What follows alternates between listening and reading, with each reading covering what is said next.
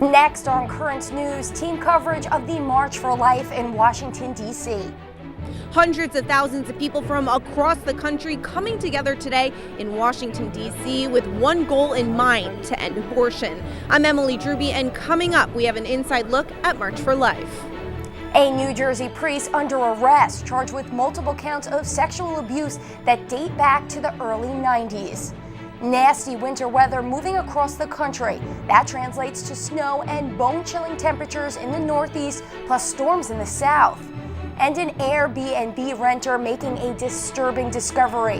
What he found that had him calling the police. It's a busy day of news, and it all starts right now.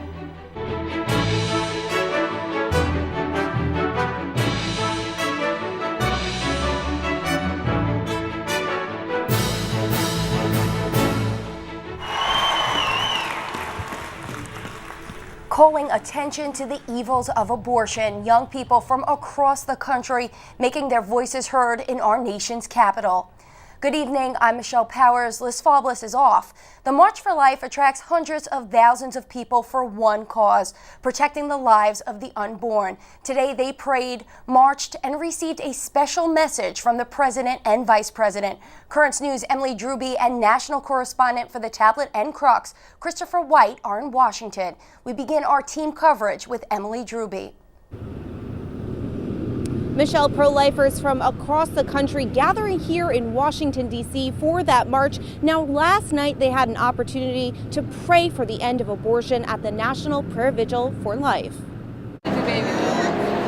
Mary Buck and her children, including her newborn son Jacob, are in Washington, D.C. for the March for Life. Back in 2014, Mary Buck's daughter Grace was born with trisomy 18. That's a genetic condition that is usually fatal. I carried my daughter Grace through the pregnancy, and she was with us for 46 days, and then she passed away, and she was very much a blessing to our family. Discovery of the disease can sometimes lead to an abortion. Buck says she was grateful for the time she was able to spend with her daughter.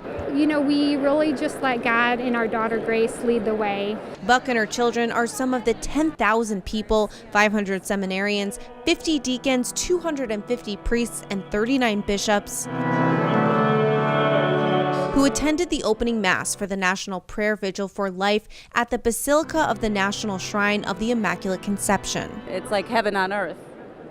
Just seeing everyone here together, especially the amount of youth that are here, is very hopeful. Archbishop Joseph Naumann, the chairman of the U.S. Bishops' Committee on Pro-Life Activities, was the celebrant for the vigil's opening mass. We assemble in 2019 with some new hope. During his homily and an interview, he discussed what conservative Judge Brett Kavanaugh's confirmation to the Supreme Court could mean for Roe v. Wade, which legalized abortion throughout a woman's pregnancy. Certainly with the reconfiguration of the court, there is some hope that that might happen. But I think even if that were to happen, we have to be prepared now to fight battles in every state across the country. Pilgrims listened intently to Archbishop Naumann. For so many, the vigil prepares them for not only Friday's march, but also their continued fight for life. There's so many young people, religious sisters, the priests, the deacons, the seminarians, the bishops, the cardinals. It just brings so much hope. It's kind of a shot in the arm to keep it on what we're doing.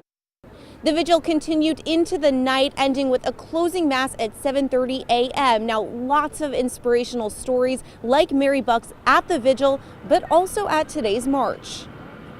In 1985, Denise Shetty found out she was pregnant. She was also taking medication for Graves' disease. My endocrinologist, when he confirmed that I was pregnant, said, well, you probably should terminate this pregnancy. And I was just blindly pro-life, and I said no. Doctors told her she could die, but Shetty took a chance and gave birth to a healthy daughter. She got married, and she has 3 beautiful babies, so I have beautiful grandchildren, and if I had aborted her, this story would never have happened. Together, they attended the 46th annual March for Life. Just really grateful because, I'm unfortunately a target. I get a lot lot of hate. I mean, even though, stuff could have turned out really bad, it didn't. And even if it had, she loved me enough to give me life. They are joining hundreds of thousands of pro-lifers gathered at the National Mall to fight for life. Vice President Mike Pence speaking before the crowd. We're the Pences, and we're pro-life. And for the second year in a row, President Donald Trump. I will always defend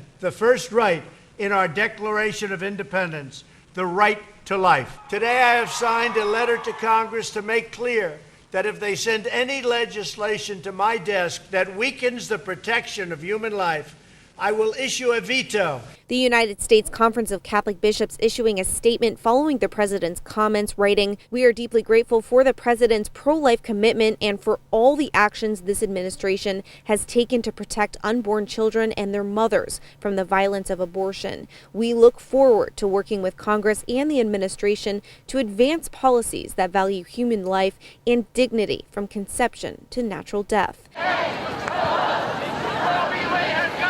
The march buzzing with pro-life activists from all over the country, all with one goal in mind. You just have to stand up for what's right, and I believe it's right. This year's march theme, unique from day one, the idea that pro-life is pro-science, that life begins at fertilization. Most of us are studying some sort of science or some sort of STEM, and that it's so important to know that science actually backs up what we believe in, that pro-life is the pro-fetus and pro-child.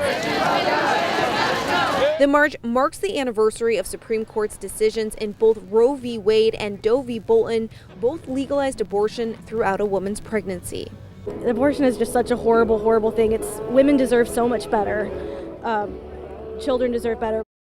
Marchers walked across the National Mall, ending here at Supreme Court as a nod to Roe v. Wade. In Washington, D.C., I'm Emily Drewby, Currents News. Emily, speaking of Roe v. Wade, the U.S. now has a president who's against abortion and a conservative-leaning Supreme Court. How do people at the march feel about the future of this landmark decision? People here are so happy. They feel so uplifted, not only to have a president who is against abortion, but now to have Judge Brett Kavanaugh on the Supreme Court. They feel this could potentially be the year that we see Roe v. Wade overturned. Emily, thank you so much. It's no secret the March for Life comes during a trying time for the church. Despite that, the pro-life movement is getting strong support from some key leaders in the government. To talk about it all, national correspondent for the Tablet and Crux, Christopher White. Christopher, this is the third year there's been representation from the White House at the March for Life, a video from President Trump, and an unapologetic pro-life address from VP Mike Pence and his wife. What does this kind of recognition mean for the pro-life movement?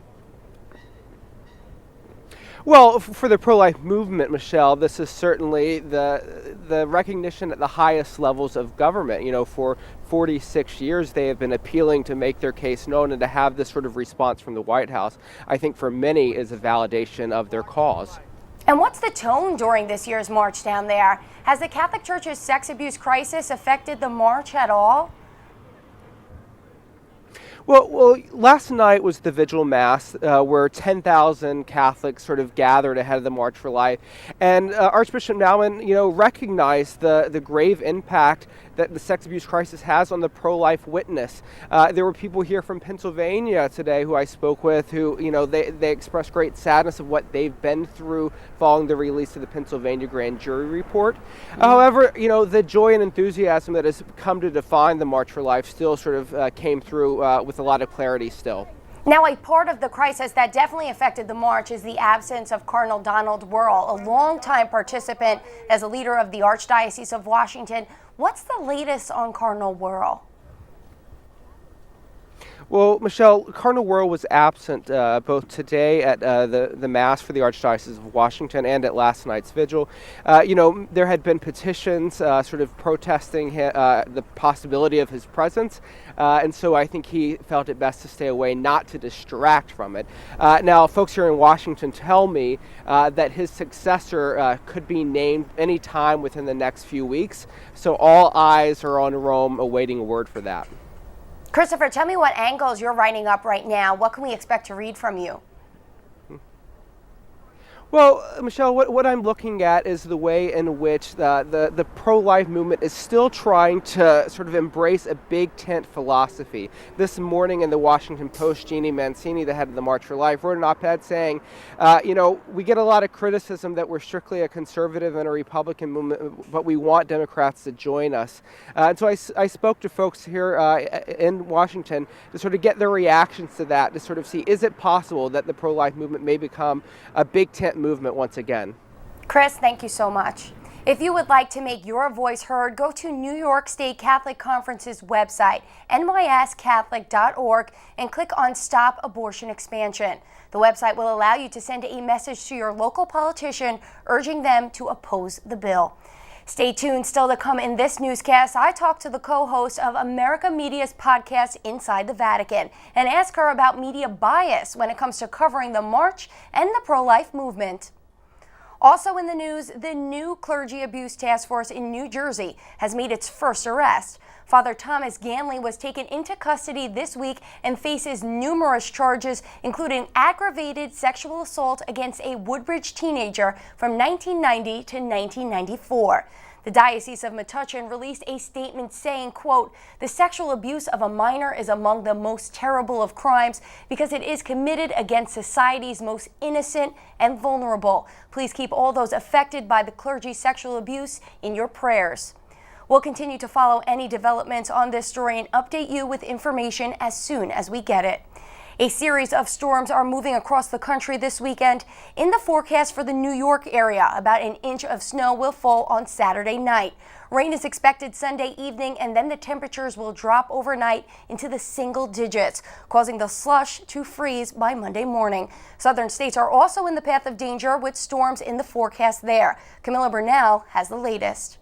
Frigid temperatures, heavy snow, and dangerously strong winds. A series of storms will bring hazardous winter weather to huge portions of the U.S. this weekend. Nearly 100 million people are under some form of winter storm watch, warning, or advisory. The Midwest and the Plains already getting snow.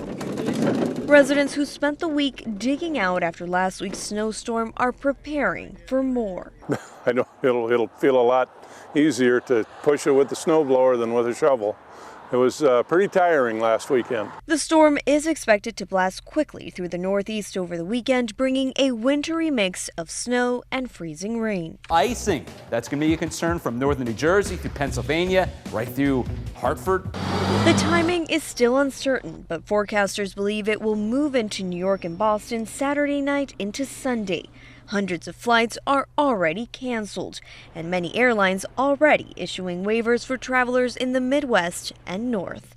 Camila Burnell, Currents News. President Donald Trump and Kim Jong-un are gearing up for a second summit next month. The White House announced Friday that Mr. Trump and the North Korean leader will meet near the end of February to discuss the denuclearization of the North after plans to stop its nuclear program stalled. The location for the summit has not yet been released. The deadly suicide bombing in Syria earlier this week claimed the lives of 4 Americans, and one of them is a New Yorker. 35-year-old Navy Chief Cryptologic Technician Shannon Kent from upstate New York was among those killed. 37-year-old Army Chief Warrant Officer Jonathan Farmer lost his life also in a blast believed to have been carried out by ISIS. DoD civilian Scott Wirtz was also killed in the attack. The 4th name has not yet been released.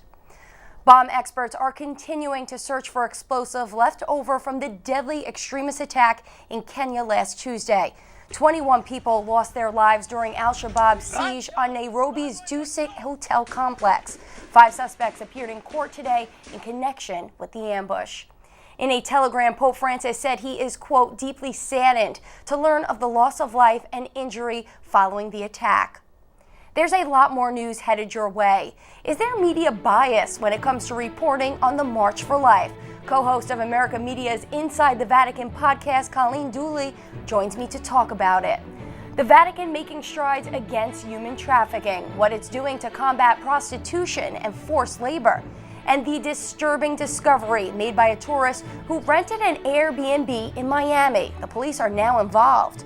Do you have a story idea or want to share a tip? Email us at newstips@desalesmedia.org or call our 24-hour number, 718-517-3122. We'll be right back.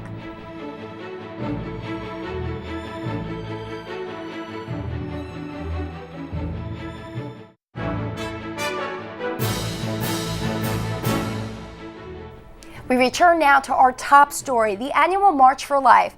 Hundreds of thousands of pro-life advocates are wrapping up their trip to Washington, D.C. With an event this big, the big question is, why is March for Life not the annual top story for every news station across the country? Here to delve deeper into that is Colleen Dulley, the co-host of America Media's Inside the Vatican podcast. So Colleen, when you watch some of this 24-hour cable news coverage, for such a large movement, the March for Life barely gets any attention. Now, I know you've looked into newspaper coverage. Is there proof of media bias here? Right, so like you mentioned, I did a media coverage analysis yesterday of a few newspapers, and what I noticed is, there is a difference between the coverage of the March for Life and the Women's March, which is kind of a natural thing to compare since they happen on the same weekend in the same place. And what I noticed was there's a difference but not a rift, right? Mm-hmm. So in the Wall Street Journal and the New York Times, the coverage was about the same amount. Obviously, the tone of that coverage is a different question. The biggest difference I noticed was the Washington Post. They did, 8 articles on the pro-life march and 15 on the women's march, but they were also covering women's marches across the country. So the difference is there, but it's not as big as I would expect. So I remember when I started here 5 years ago, there was no coverage anywhere. You would Google for an article and you wouldn't find anything. So this has really taken off in the last couple of years that people are starting to recognize the March for Life. What does that mean for the pro-life agenda? I think it's good news for us, and I think that the reason that it's happening is because you're a journalist, you understand that when we're looking for news stories, we're looking for what's new, right? And the thing that's been really new in the pro-life movement has been this kind of rebranding that we've done, right? I think you'll remember 5 years ago when you started, it was a lot of black signs and a lot of images of fetuses that made people kind of uncomfortable. And now in the last year or so, we've really rebranded into this, we're about women's rights, and we're about supporting women and supporting maternity so much that an abortion would be unthinkable. It wouldn't occur to people as an option because they know they're supported. And so that kind of change is what I've seen a lot of the media coverage, especially over the last year, really delve into and really latch onto as being something new in our message. And I think that's why we're getting more coverage too. Right. Is there anything else that pro-life leaders can do to make secular journalists hear our message more? I think one thing that brings also more media coverage is disunity, right? So we need to be really united in our message. I think that we've seen some factioning happening when we bring in very, very political, people on one side or the other to speak at the March for Life. So in terms of disunity, people want to cover that, and that doesn't look great for us. So I think unity is one thing, and I think the other thing is just continuing to be creative, right? I think this year's theme is also another big step. This year's theme is science, so just emphasizing how much science and the pro-life, cause are supportive of one another. All right, Colleen, thank you so much for being with us today. Thanks. The Vatican has released a new guide in the fight to end human trafficking. According to United Nations report, an estimated 80% of missing persons are forced into prostitution and another 17% into forced labor. Melissa Butts has more from Rome. The Vatican has published a guide with proposals to end human trafficking. It's to combat prostitution, slave labor, and trafficking of both immigrants and organs. One of the authors of the document explains that the first key is to raise awareness about the diffusion of the problem. It's when you realize that what you thought of as a foreign problem happening in a country far away that you can't understand, when you realize that this is happening here and now, then you change your attitude. The Vatican document proposes facing the cultural root of the problem, such as individualism and consumption. Thus, it's important to not only act against those who traffic people, but also against the customers who buy them. Other measures are to facilitate public complaints, to collaborate between institutions, and create social conditions so no one is forced to leave their homeland. It should be read as proposals for policy. It's up to citizens to make it clear to their state that this is something that is going on within our borders, in any state. These are things happening in our borders, and the first entity that's responsible for the human rights and the security of all persons within the territory is the state. So I think the state will have to draw its conclusions. The Vatican Department has also published a compilation of the Pope's interventions on human trafficking. The text is also a database published in its website in 5 languages. In Rome, Melissa Butts, Currents News. Pope Francis met with members of the Vatican police force yesterday, thanking them for their hard work and sacrifice in protecting the Eternal City. Vi esorto a perseverare e cercare il meglio del vostro stile operativo, sforzandovi di accogliere tutti con tanta pazienza e comprensione, anche in quei momenti in cui si fa sentire la stanchezza e il peso di situazioni spiacevoli. The Holy Father said in spite of critical moments when they are called into action, the officers are a welcoming symbol to all those who visit the Vatican. In Miami, a tourist staying at an Airbnb packed up his bags and called the cops after making a disturbing discovery in his bedroom. The man says he found hidden cameras inside of his rented apartment.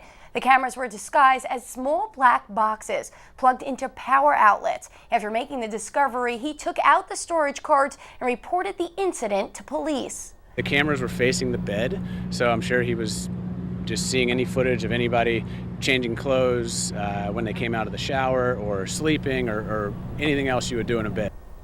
The police said he is not in any of the videos on the captured cards, but other people are. It's illegal for anyone to record someone where there is an expectation of privacy, like a bedroom. Still to come on Currents News, thousands of pounds of chicken nuggets are being pulled off the shelves, details on the recall. And the revolutionary technology that helped one paralyzed veteran get his life back on track. Before we go to break, the Diocese of Brooklyn that attended the March for Life in Washington sent us this picture. Thanks for sending, and we hope you have a safe ride home. If you would like to make your voice heard about the bill in New York that expands abortion, go to the New York State Catholic Conference's website, nyscatholic.org, and click on Stop Abortion Expansion. The website will allow you to send a message to your local politician urging them to oppose the bill.